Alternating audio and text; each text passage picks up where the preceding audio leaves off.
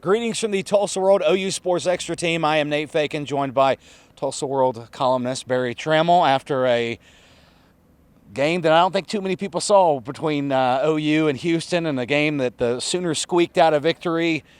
Barry, gone are the days of Kyler Murray and Baker Mayfield and Jalen Hurts, and today we have the offense that OU has today with Seth Littrell. Well, yeah, gone are the days of Spencer Rattler, even in his worst days. For crying out loud. This was an abysmal offensive performance. Sooners cracked 200 yards late in the fourth quarter. Didn't get much done at all. Scored 2 touchdowns, one of them on a 10-yard drive, courtesy of a muffed punt. The running game was, pedestrian again. The passing game produced very few big plays. I think OU had 2 plays over 15 yards the entire night. Didn't look good last week against Temple. Looks way worse tonight against Houston.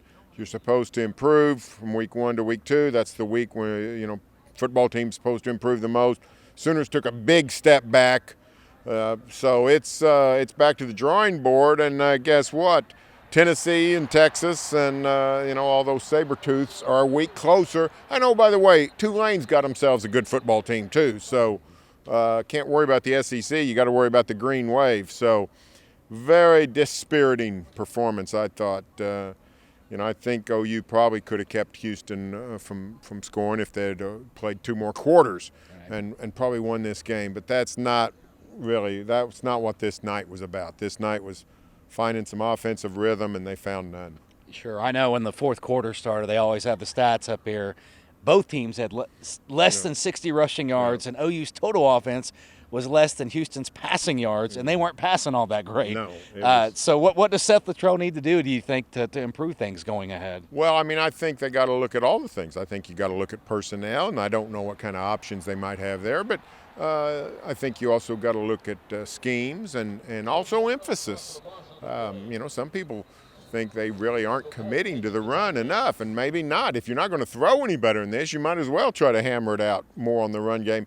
I did think, if you're looking for a silver lining, I did think Javonte Barnes showed a pretty good spring in his step, and I thought there were some running plays that were at least an upgrade from last year. Now, the totality doesn't really show it, but I did see a couple better holes, a little bit more, and I'm talking about a couple of 4-yard gains when last week they might have been 2-yard gains. So that's where we're at with this OU offense.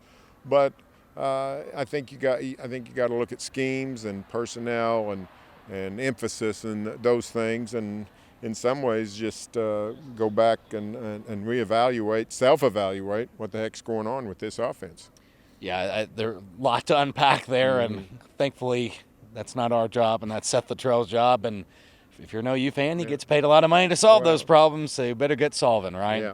Well, and Seth said, listen, I grew up in Oklahoma. He said, I played here. I know what the score is, which this is not the standard. What we're putting out on the field is not the standard. So he says, I get it. Nobody has to tell me that. So he seemed pretty resolved to address it. And, at some point, we've seen teams bust out of, not good offenses and turn into pretty decent offenses. But I just don't know if this team has that capability compared to some of the other reclamation projects we've seen, especially since the SEC is coming. Well, we talked, I think, with some of the older guys like Woody Washington after the game about how the roles have reversed for this team on the sides of the ball, where the offense used to be just outscoring everybody in the Lincoln Riley and Mayfield and Murray and Hurts days, and now it's the defense that comes through with the safety to help win the game. As you mentioned, it seemed like they could get a stop almost any time they needed to out there tonight. And just what were your thoughts on the defense as a whole? I thought the defense was pretty good. They were playing a very ineffective Houston offense. Houston scored 7 points on UNLV a week ago. It's not a good offense.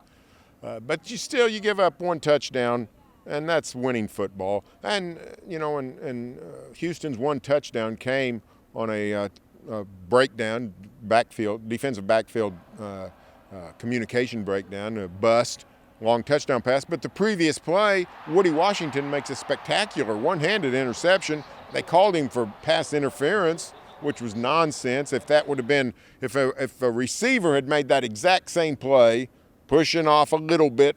No way is a flag coming, but I mean, you know, the wide receivers are an endangered species protected by, I guess, the Environmental Protection Agency. I don't know who protect them, but here comes the flags. So they came really close to keeping them out of the end zone. So the defense is the least of the problems. So I think now the offenses are about to get a lot better, starting with Tulane and then really Tennessee after that. So, you know, they're not going to shut down people. They're not going to be able to win games 16-12 every week, but the defense is not a concern. This is the defense we thought we would see. We knew we weren't going to see a Kyler Murray offense. We knew we weren't going to see Caleb Williams running around making plays. We knew we weren't going to see Dylan Gabriel, but we thought we might see more than 14 offensive points against Houston. Well, as you said, Barry, you know, doesn't get any easier. Tulane is ahead, then Tennessee in the SEC schedule. As we go forward, the Tulsa World OU Sports Extra team will have you completely covered. For that, for Barry Tramel, I am Nate Fakin. Thank you for keeping up with all our coverage.